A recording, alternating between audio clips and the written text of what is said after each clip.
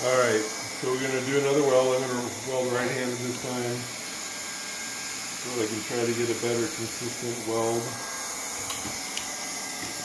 I'm going to stick the gun in. I did turn my heat up a little bit based on my previous weld not actually being a weld.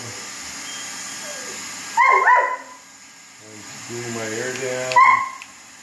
Wrigley.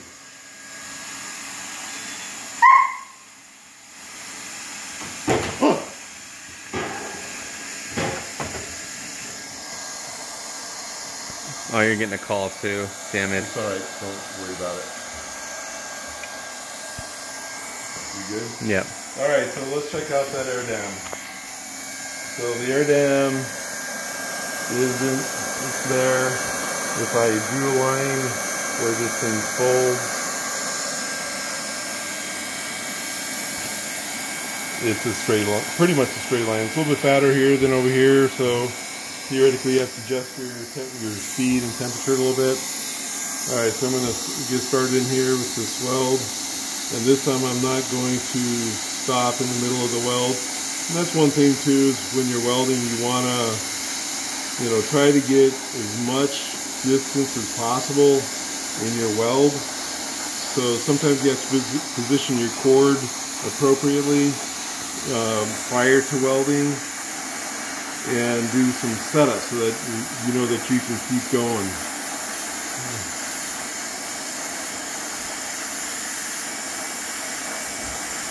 So, with the heat gun turned up, I can see that I'm getting some bleed out. And if you also zoom in on that bleed a little bit, you can see that there's actually white and gray bleed. And that's the ideal situation, is that you actually get a little bit of white and dark membrane bleed to come out. You don't want it just to be all black or all white. So you want it to be a consistent black and white, and ideally it's perfectly split. So I'm going to take my time here and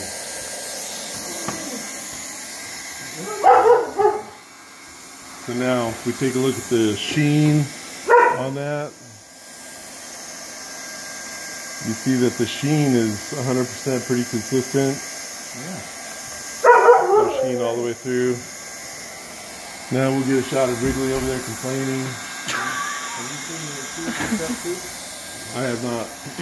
Okay, so we're going to put this video on pause. I'm going to go cool this. Alright, so come on in here and just do a slow pan through that entire scene.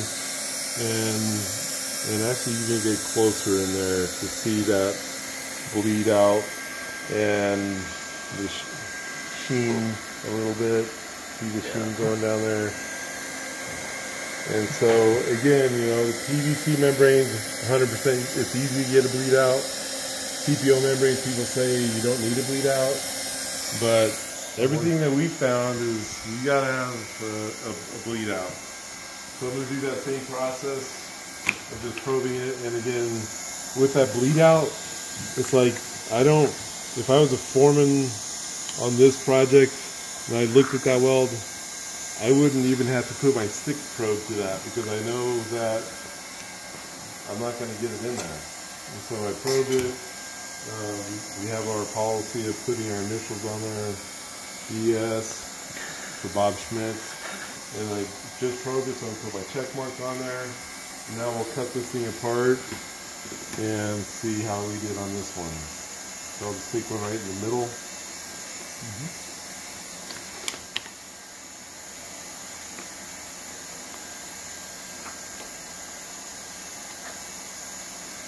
Alright.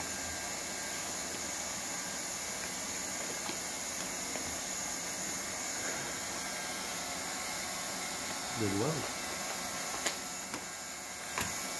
Alright, so now pull that back just a little bit, and you can see how the membrane over here is slightly lighter gray. That's where it's wanting to start pulling apart. Harder to do, easier to pull like that, and that was welded. So you actually have physical separation of the sheet and you know it's welded.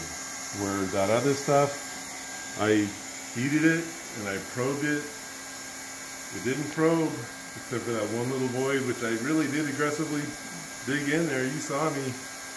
And the whole seam was basically a failure.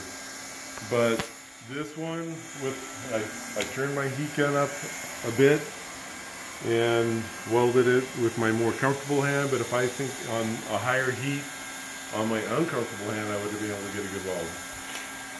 And that's another thing too, is that, you know, when you're on a job site, most companies will put a tool inventory number, or you'll know what heat gun this is.